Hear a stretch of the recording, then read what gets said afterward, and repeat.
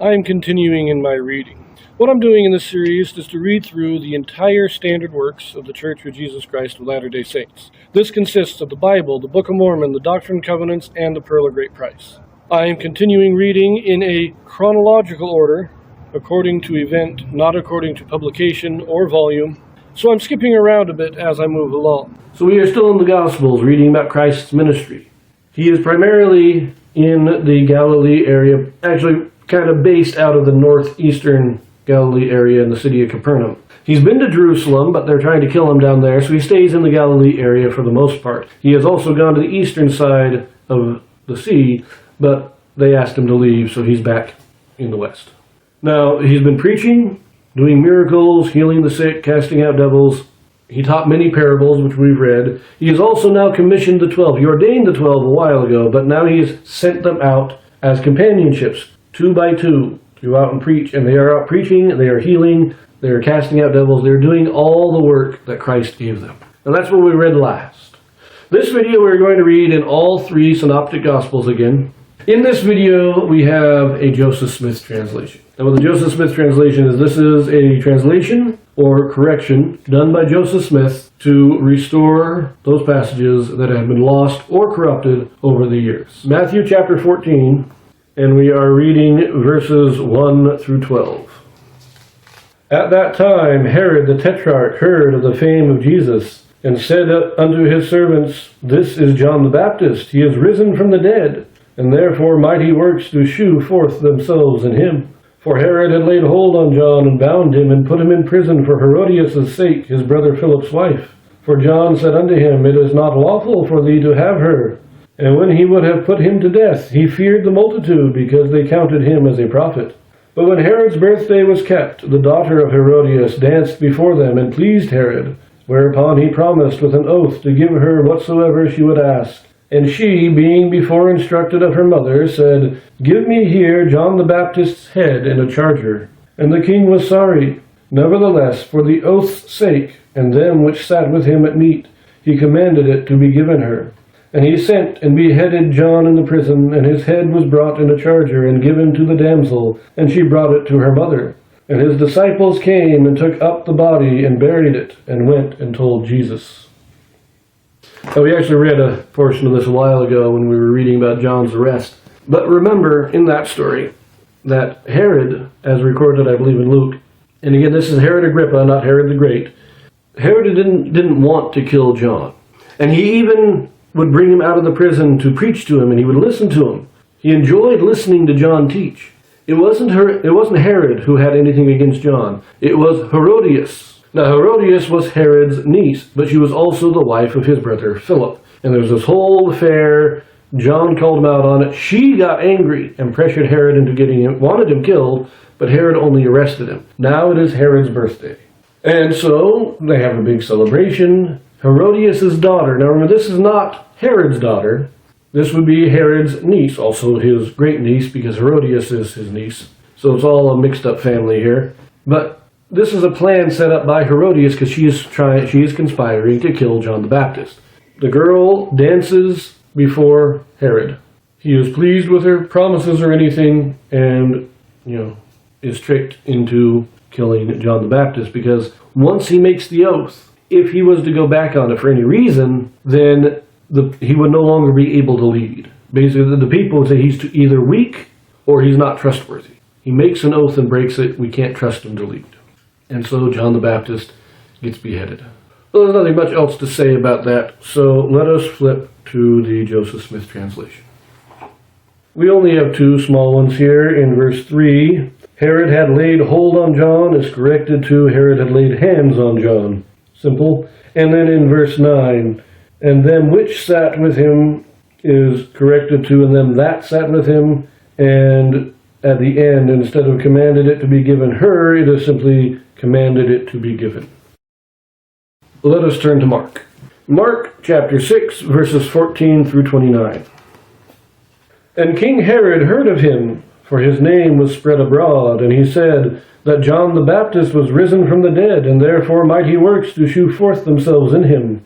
Others said that it is Elias, and others said that it is a prophet, or as one of the prophets. But when Herod heard thereof, he said, It is John, whom I beheaded. He is risen from the dead.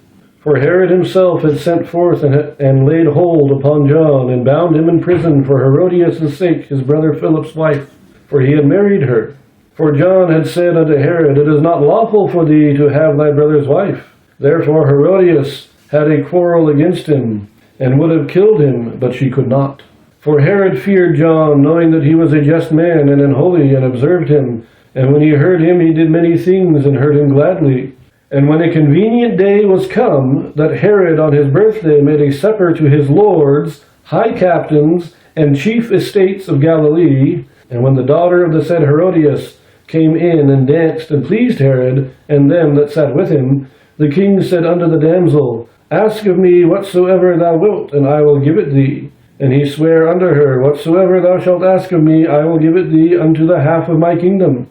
And she went forth and said unto her mother, What shall I ask? And she said, The head of John the Baptist. And she came in straightway with haste unto the king, and asked, saying, I will that thou give me by and by in a charger the head of John the Baptist. And the king was exceedingly sorry. Yet for his oath's sake, and for their sakes which sat with him, he would not reject her. And immediately the king sent an executioner, and commanded his head to be brought. And he went and beheaded him in the prison, and brought his head in a charger, and gave it to the damsel, and the damsel gave it to her mother. And when his disciples heard of it, they came and took up his corpse, and laid it in a tomb. There's really nothing else here. It's all the same stuff that we read in Matthew. It's got a little bit different on the order of events. Matthew just said it was prearranged for her to ask for the head of John the Baptist. Here, she dances, and then the promise is made, and then she goes to say, Mom, what should I ask for? And so it's almost like that the dancing may not have been part of the conspiracy. It was just she was dancing as part of the celebration, and he gives the promise, and so she goes and asks her mother. Now, I think Matthew probably had it right that it was probably part of the conspiracy. Her mother sent her in to do the dance, hoping to get something like this. And when she came back and, hey, mother, it was successful, he gave me the promise, then she tells her daughter what to say. So from what I'm reading from the two accounts, it seems that, yeah, the conspiracy was Herodias's, and she didn't tell her daughter everything immediately. She just sent her in to dance. When she comes back, then she tells her, okay, this is what you asked for. But other than that, there's really nothing else new there. So let us look at the Joseph Smith translation here for Mark. So in verse 14, not only do we remove the parentheses, but instead of when Herod heard of him, it is when Herod heard of Jesus. And then in verse 16, but when Herod heard thereof, he said, but we have the correction, when Herod heard of him. Verses 20 and 21 are somewhat significant here, but we've actually read that in a previous video, which I will link to in the description, so we will just skip over that. So verse 22, it says, when the daughter of the said Herodias, we just take out the said, so when the daughter of Herodias, oh, and at the very end there, we take out the word it, and I will give it thee, just as I will give thee. Again, in verse 23, you take out it, I will give thee, and then in verse 26, we change the word yet to but. Yet for his oath's sake, but for his oath's sake. And then verse 29, where it says his disciples, just corrected to John's disciples. Very minor grammatical clarifications. Luke chapter 9, verses 7 through 9. Now Herod the Tetrarch heard of all that was done by him, and he was perplexed, because that it was said of him that John was risen from the dead. And of some that Elias had appeared, and of others that one of the old prophets was risen again. And Herod said, John have I beheaded, but who is this, of whom I hear such things? And he desired to see him. So there's a couple of things here. Like in Mark, I forgot to mention that in Mark they do mention that there were other theories of who Christ was. He was another one of the prophets raised from the dead. Or he was Elias. There are some people who are recognizing him as Elias, because he was. He was the Elias come to restore all things. But Herod still is worried that it's John the Baptist, but he says he wants to talk to him. He wants to see him, because he wants to verify, is this John coming back, or is this somebody else? Let us just see if any of these three verses have a Joseph Smith translation.